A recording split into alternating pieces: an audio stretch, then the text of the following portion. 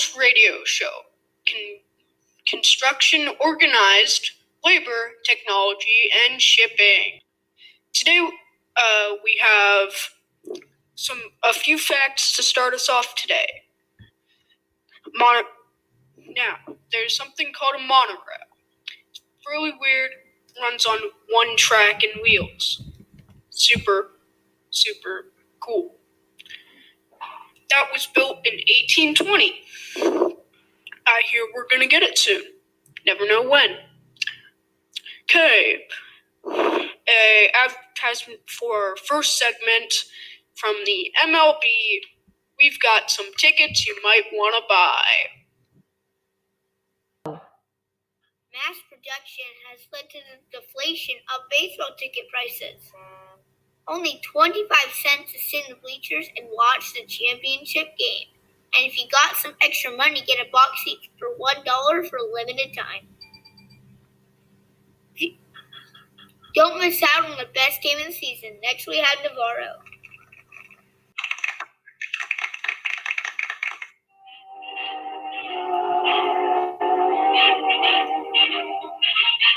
You'll be lucky to buy those tickets. Want to know why? Because you'll get to watch Babe Ruth and Josh Gibson. That sure is a blessing. You have an opportunity of a lifetime to be the lucky fan to catch the game ball. Okay, and we're back from our intermission. Now we have the Chicago Fire story, the 100th year anniversary.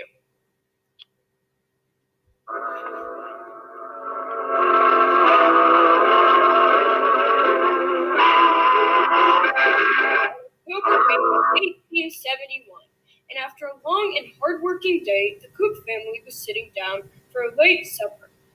What have you made for supper? Lobster and veggie soup. I also made a tot for dessert. That sounds delightful.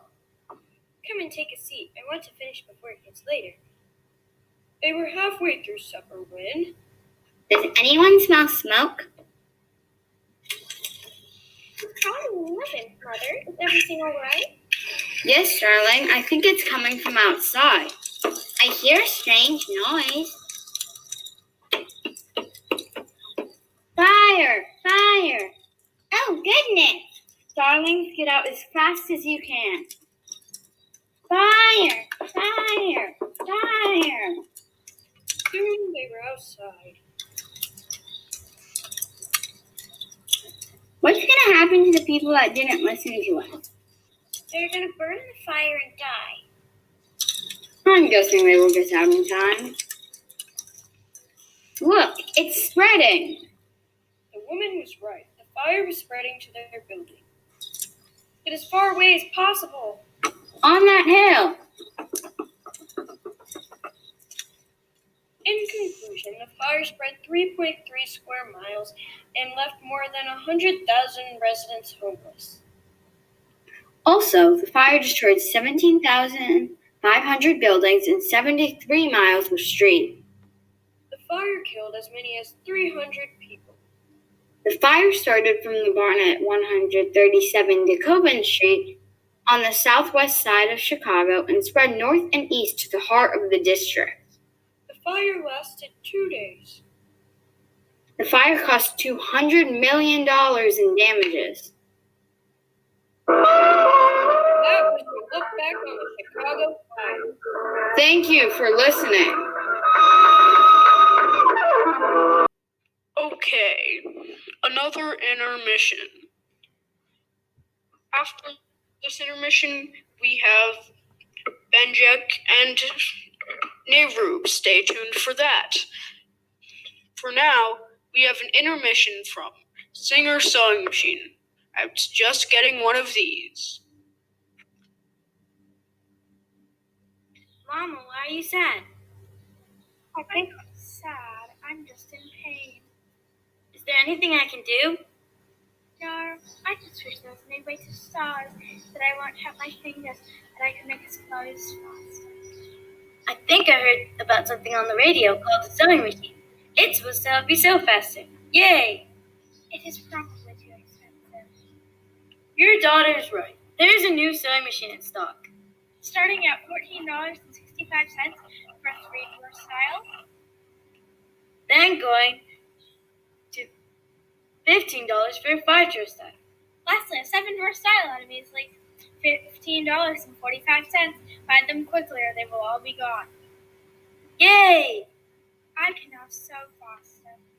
Now we can get our clothes made faster and the sewing machine won't be a disaster. And I won't be in pain anymore.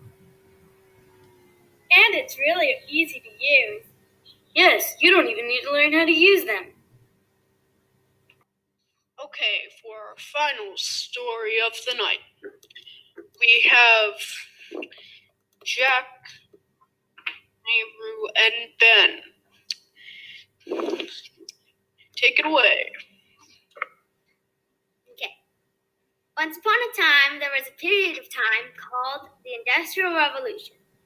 There was a little kid who was very wealthy. He was traveling on the railroad because he was visiting his grandparents. The railroad at that time was like giving a kid free candy or giving a teenager a phone. Or money.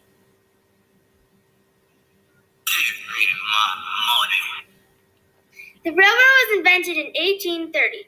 With this new invention, you could travel for miles in less than an hour.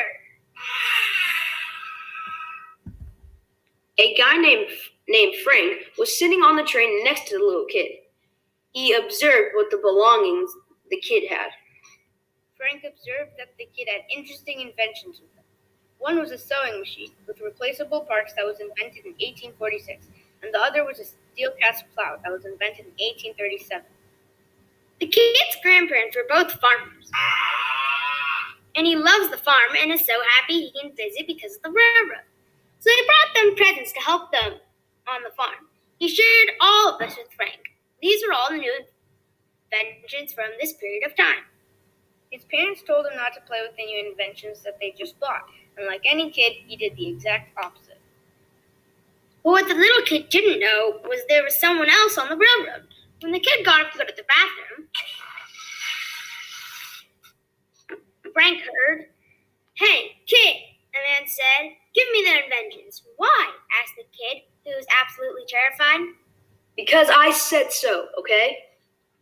"Not so fast." Frank said, running down the aisle. Well, if it is Frank himself, he said, the bad guy, Jimmy. Frank told the kid to stay there. "Give me the inventions, Jimmy." Why would I want to do that? Because if you want to live, you should do what's best. Oh, really? Well, then come and get it. Jimmy runs over to the train's door. While the train is on its way to deliver goods and jumps on to the top of the train's roof. He sprints to the edge and jumps off to the next car. In the distance, there's a black rainbow, but he realizes it's just smoke. Under the smoke was a tunnel. "There's nowhere to run, Jimmy," Jimmy said, appearing behind Frank.